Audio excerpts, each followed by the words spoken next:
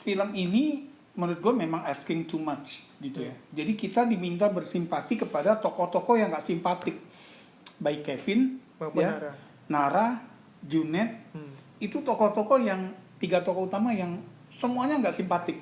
The Talkies, ngomongin film bersama Bayu dan Edoy. Selamat datang di The Talkies. Kita kali ini di episode ini sama seperti episode sebelumnya, kita akan bahas satu film streaming yang diadaptasi dari novelnya Boy Chandra. Seperti hujan yang jatuh ke bumi.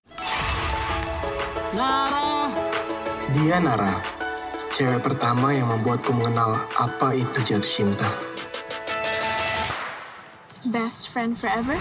Saat kita jatuh hati, apapun bisa kita lakukan pada orang yang membuat kita jatuh hati. Gimana nih? Film kedua adaptasi novel Boy Chandra. Oke, setelah Malik dan Elsa, seperti hujan yang jatuh ke bumi, itu tahun 2016 ya, 2016 bukunya. Again ini novelnya Boy Chandra diadaptasi 2 film sekaligus, berarti ini memang digemari populer ya, walaupun gue nggak familiar dengan Malik dan Elsa. Malah ada sequelnya, Bay. Ceritanya juga masih seputar anak kampus, percintaan. Iya, percintaan di anak muda, setting kampus ya. Yang gue lihat kayaknya di ini, Bay, maksud gue ring a bell banget nih. Titik-titik lokasinya, walaupun zamannya agak beda kali ya. Jeffrey Nicole ya. Waktu gue di sana, iya. Jeffrey Nicole dan Aurora Ribeiro. Jadi mereka ini sebenarnya ceritanya premisnya nggak baru ya. Mereka sahabat dari kecil, tapi yang cowok naksir yang cewek. Sebetulnya dua-duanya ternyata kan akhirnya dua-duanya, cuma karena mereka udah terlanjur bersahabat, nggak mau menodai persahabatan itu. Nah, gitu. Sampai kemudian dia akan jatuh cinta lagi kepada cowok lain. Kan kalau di Malik dan Elsa kita merasa bahwa mungkin problemnya ada di soal adaptasi dari buku ke skenario gitu. Gue rasa sama. Karena gitu. Ini banyak puisi, yang mungkin pada saat kita baca indah. Tapi penulis skenario film ini Upi, Bay. Upi, berarti I'm sorry Upi. Iya. Upi yang memang kemarin sukses My Stupid Boss, Hit and Run. Oke. Gitu ya. Berarti gue nggak tahu My Generation. Gue nggak kena sama. Bagi gue gini, in real life nggak ada yang, nggak tahu, gue nggak pernah ketemu yang berpuisi-puisi gitu. Kan aku udah bilang aku udah ada kamu. Aku titip hati aku sama kamu.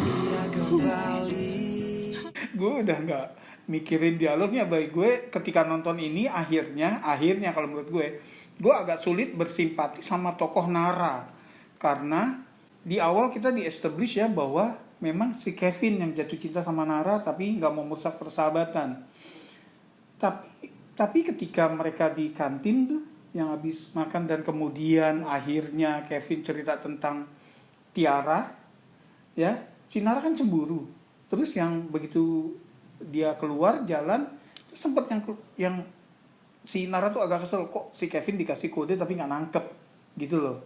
Nah kalau menurut gue, lo bici aja kalau emang lo suka juga sama dia, kenapa juga lo umbar-umbar, kemudian ketika si Kevinnya menyatakan sama dia juga nggak diterima gitu loh. Kalau menurut gue ya lo aja lah yang dodol gitu kan. Jadi gue agak sulit bersimpati sama tokoh Nara. Sama Junet juga nih, si Axel ya, anaknya Jeremy Thomas.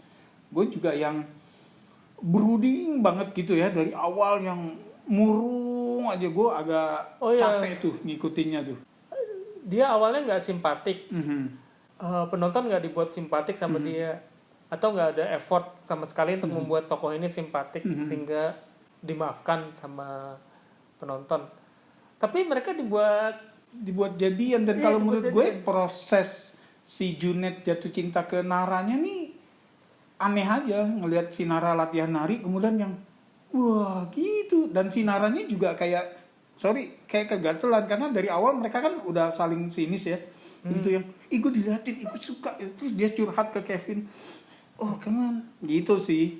Nah yang terus ini spoiler, tokoh Tiara ya yang ditaksir oleh Tiara itu naksir Kevin, tapi Kevin kan dari awal memang dia Ya. hanya ke Nara fokus. Ya. Naranya yang ganti-ganti kiri Tiara ini digambarkan betapa baiknya dia, betapa pengertiannya dia, kanan.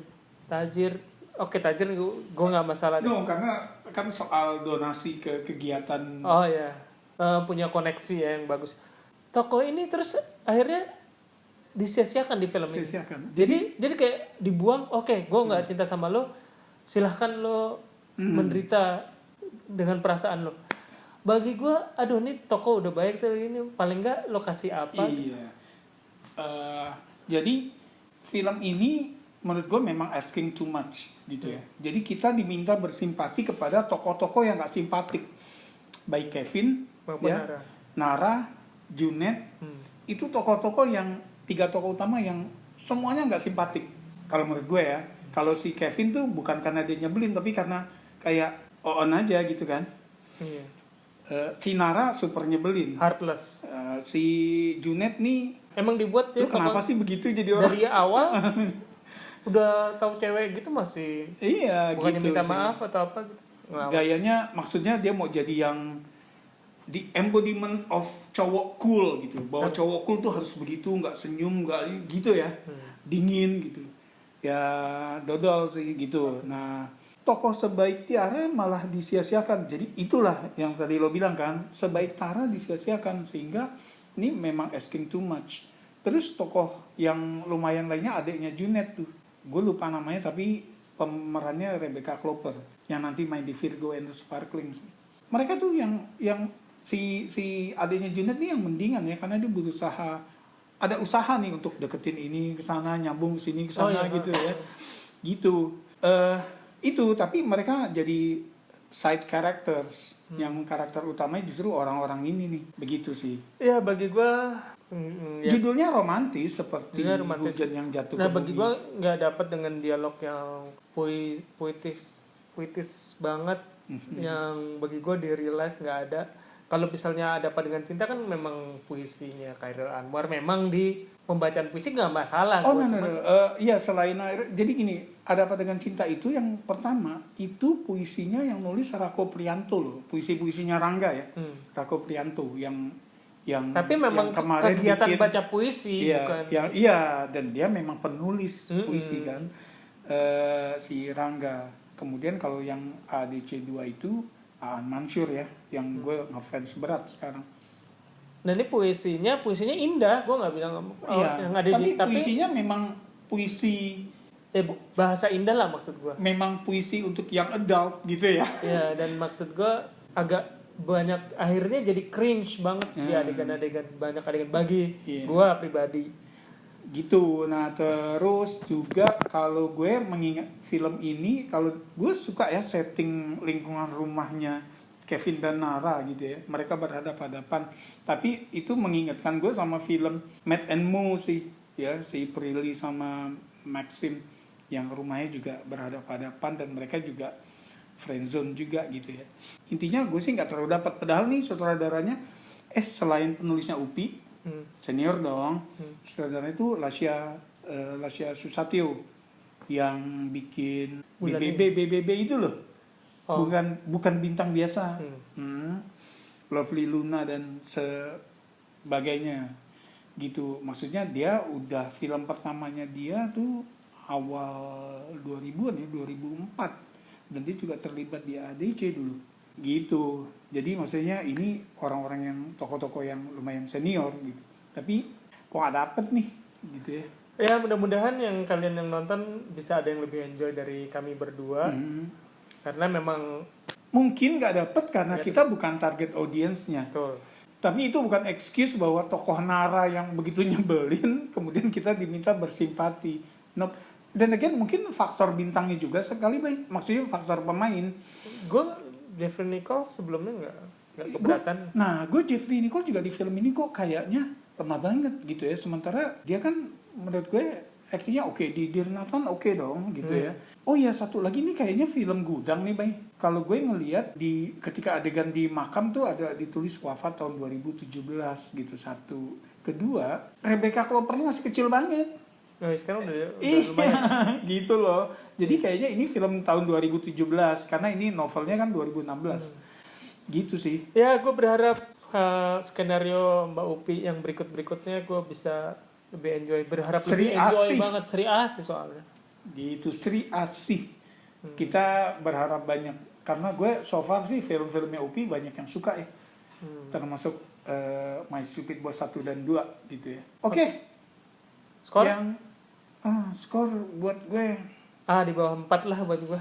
ya gue untuk film ini kasih 3 sih, Bay. Silakan komen, setuju nggak setuju. Mungkin kita sotoy berdua. Bisa jadi kita kurang kena sama filmnya karena memang kita bukan target audiensnya. Subscribe kalau belum.